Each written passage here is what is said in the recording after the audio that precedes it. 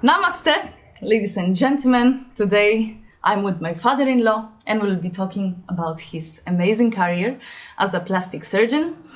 There was an amazing time when my father-in-law was operating a lot of celebrities and also known people in India. And I was always admiring and I was listening a lot of stories. So today we will cover that subject. Zindobre, good morning, namaste. I'm very glad you are bringing this entire subject of how did I start my career and how did I practice, how I was surrounded by the glitterati, the celebrities, the Hollywood and Bollywood stars, transforming an ordinary girl into the Miss World, Miss Universe. And not only one, not only two, but almost 41 years continuously been designing by creating the beautiful art of cosmetic surgery. God has been very kind. God has been on my side. Now also, having such a genius daughter-in-law who is, I think, beyond average. I'm very proud of Ola. Thank you. Thank you.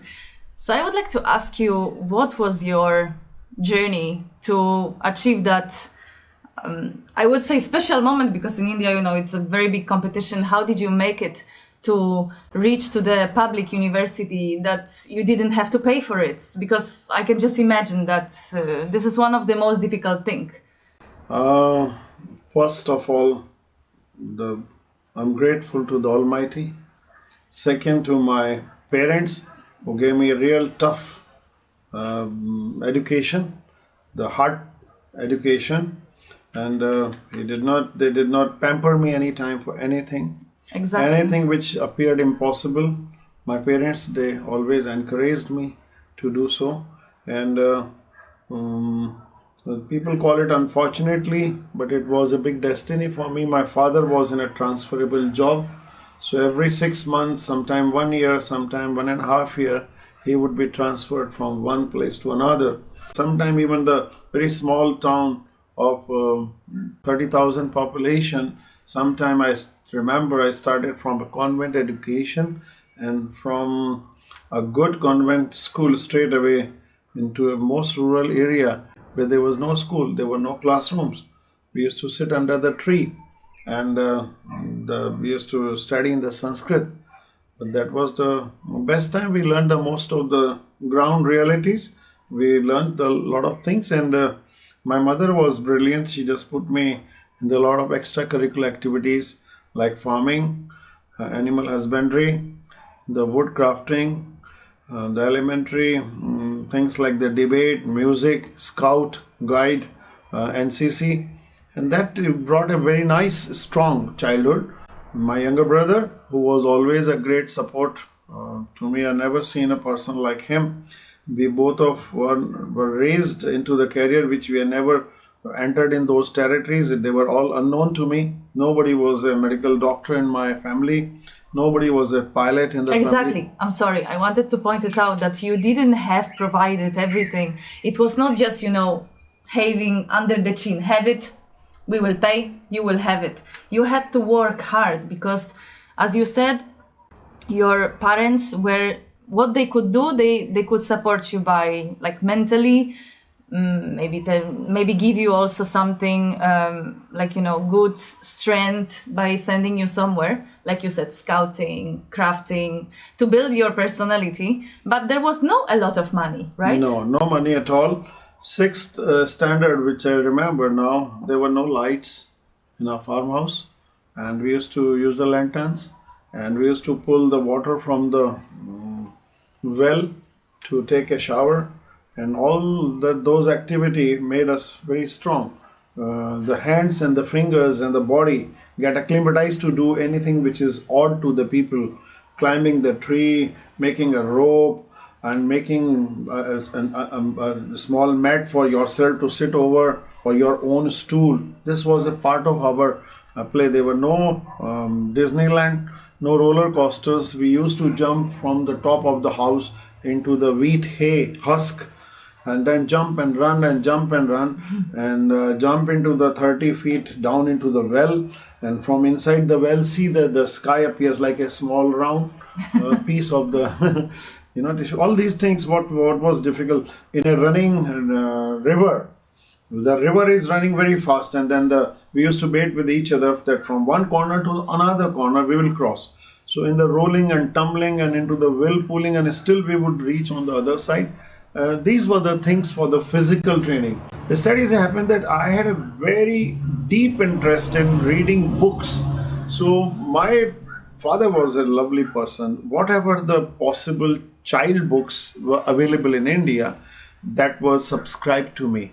Those days there were no internet, no nothing. We used to have the hard copies of the books. We used to wait for the whole month that the new copy will come, and believe me, in one and a half day we would finish all the books, and then we will hunt for something new.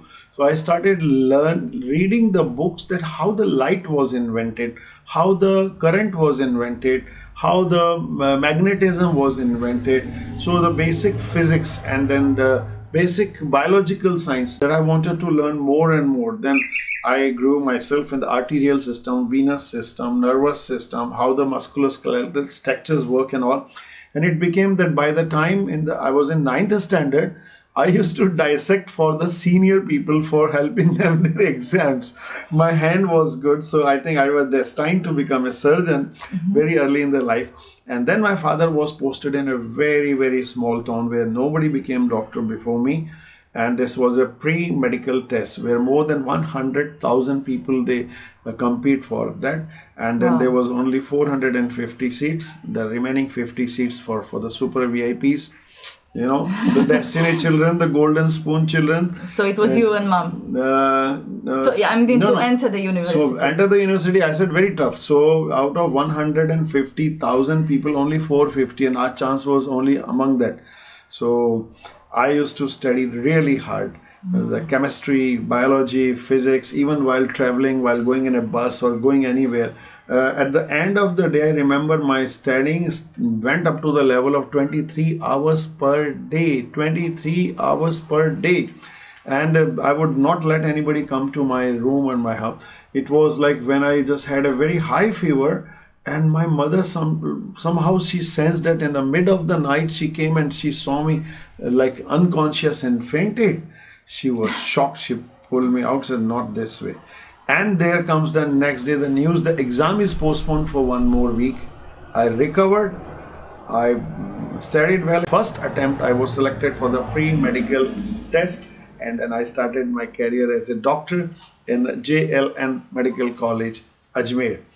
And I was all throughout first class first. I attempted first, and then I became the medical graduate.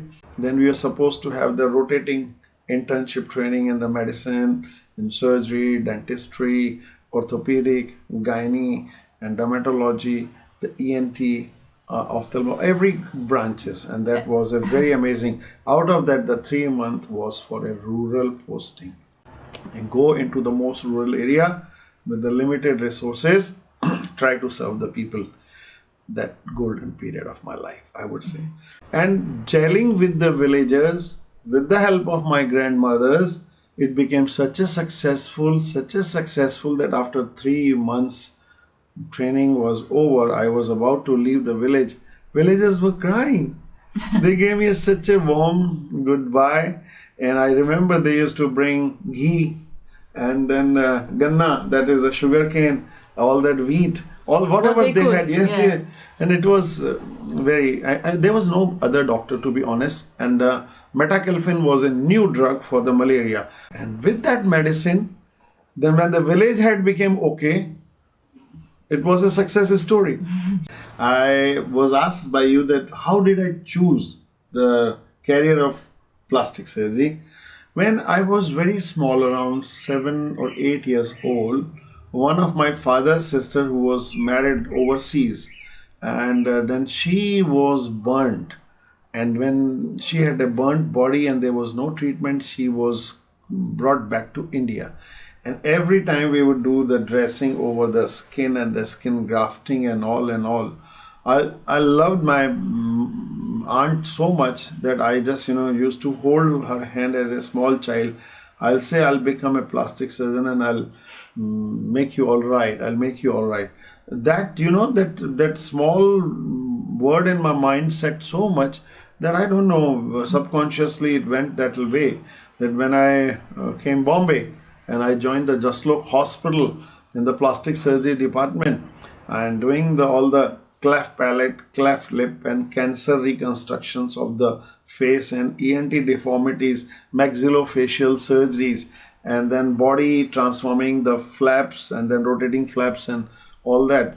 It was a very amazing experience. I did my Masters of Surgery after my basic medical graduation, MBBS. And then I was lucky to be selected in the Manchester University Withington Hospital by Dr. R.D.P. Craig. Withington Hospital was the second largest plastic surgery unit in the world, established by Sir Harold Gillies and Mackindoe, whose medical books are very popular in surgery. And that was a very amazing thing that, when I went to England, I wanted to know why the word plastic surgery has come. Because we don't use any plastic. Yeah. There is no relation of plastic and plastic surgery. And I just wanted to learn and wanted to know that in the due course, I found out that those days when the only antibiotics were penicillin, the war wound, the war victims, they had a deep wound into their bodies, sometime in their buttocks, in the thighs and all. The only way was to just roll the gauze piece in the penicillin and then put it, stuff the wound and bring it back, and every day do this exercise and trust God that it would heal and all that. So that time Sir Harold Gillies, he thought that why not to refashion this wound again.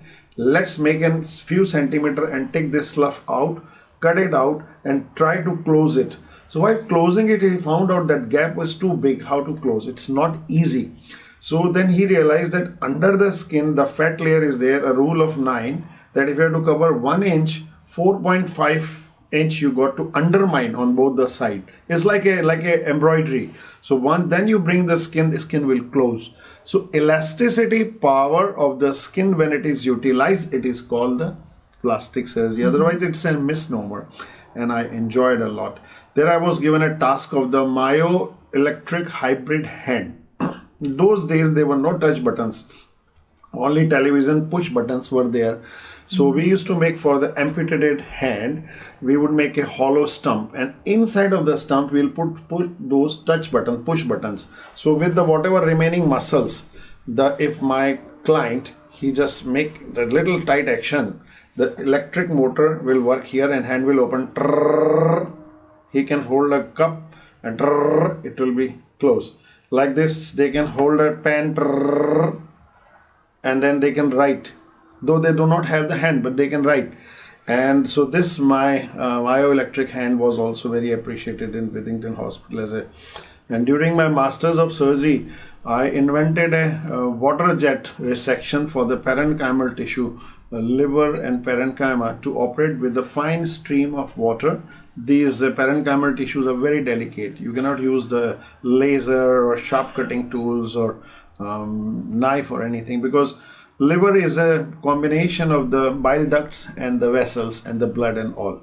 So intermixing the blood with the bile is very dangerous. So water resection came out to be successful. I think I was fortunate to be obedient to my gurus, and they found me that I'm the right person to give their knowledge to me, and that's what I try to transfer now to the younger generation. I wanted also to say and mention about that you were saving the ladies who were the victims. Yes, what the complete face transformation, that concept which I gave in 2003 in one of the medical conferences, a full face transplantation.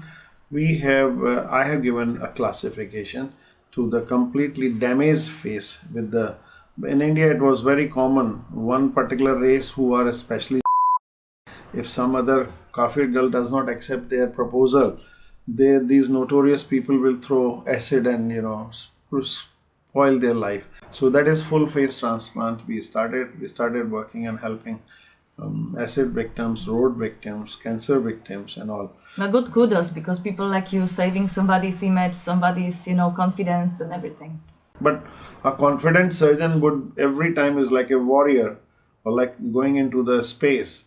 Will he come back or not? With that risk, he work, yes, like a deep diver into the scuba.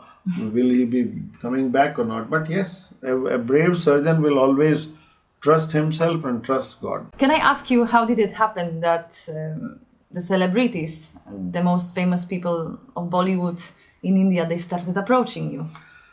I think when you're good at work, the people, they themselves speak about it. I was practicing at 61 Harley Street in London, and the Indian High Commission, Mr. Chopra, they used to invite us whenever some VIP would come, like Jurney minister wanted to consult.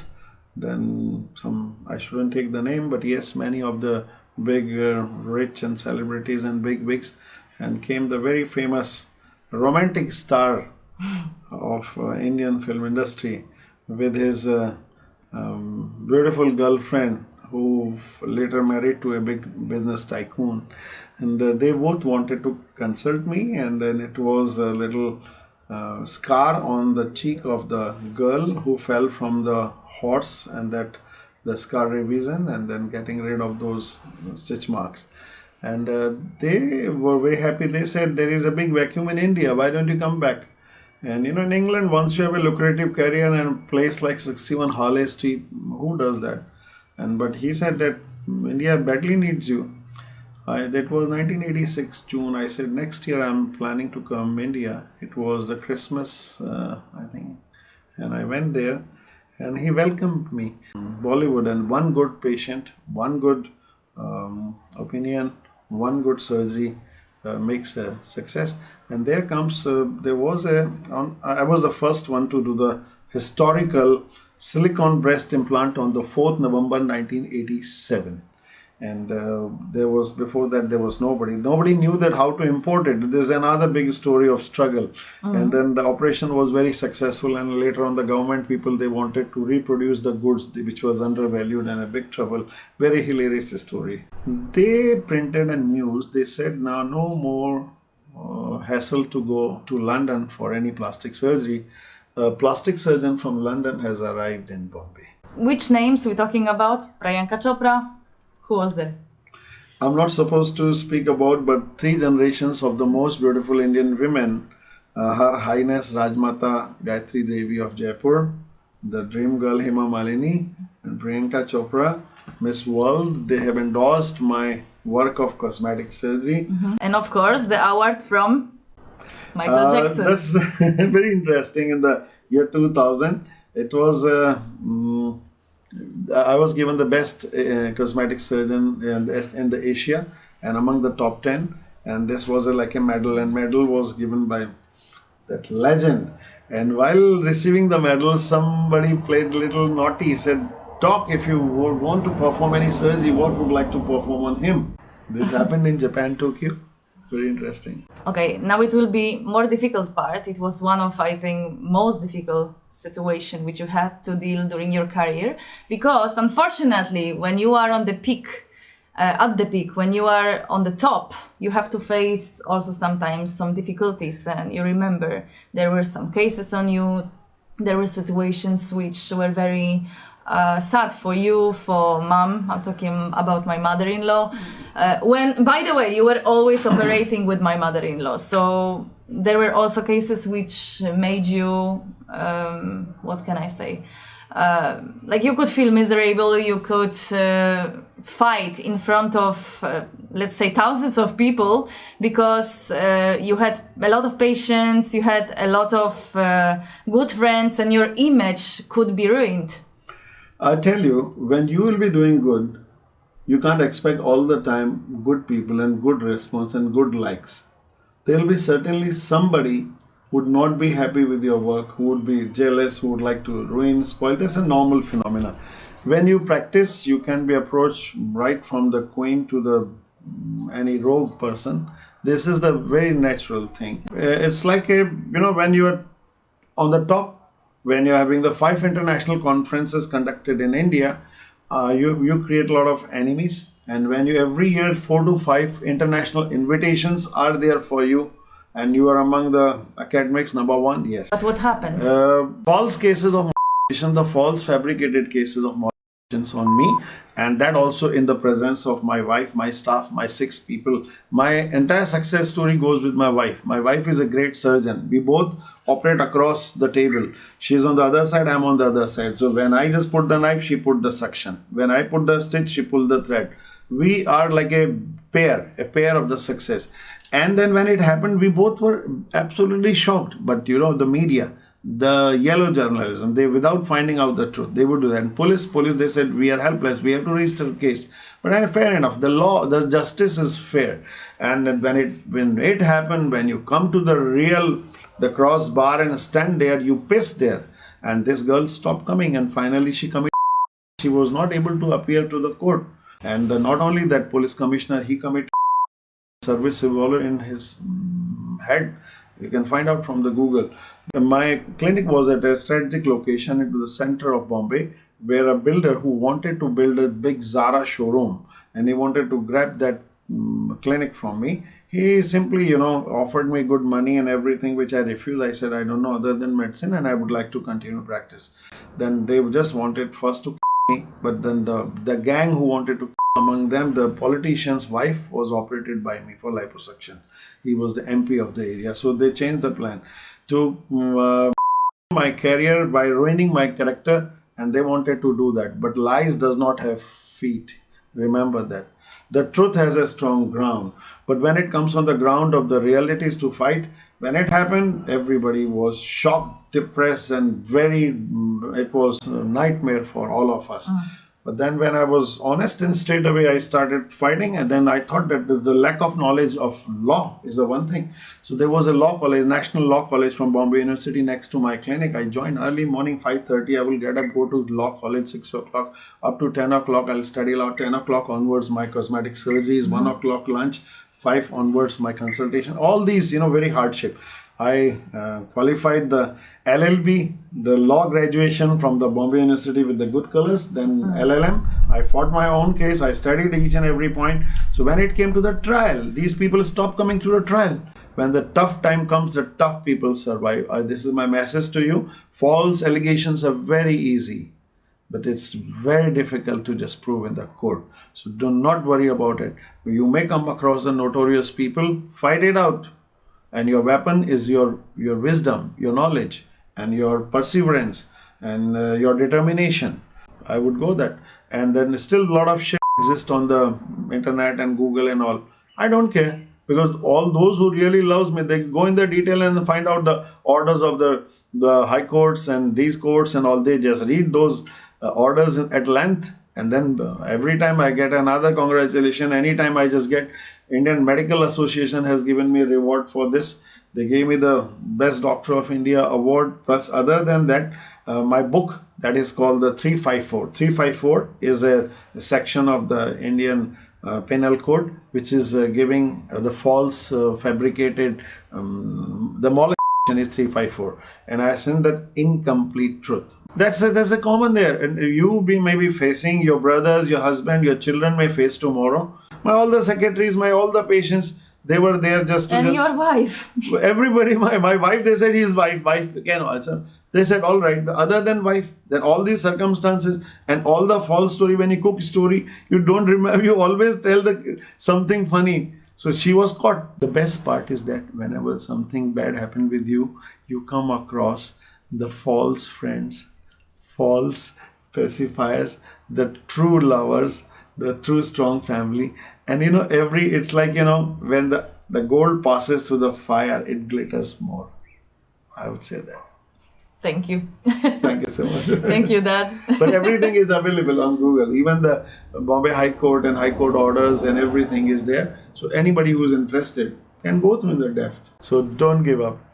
Never give up. Fight it out.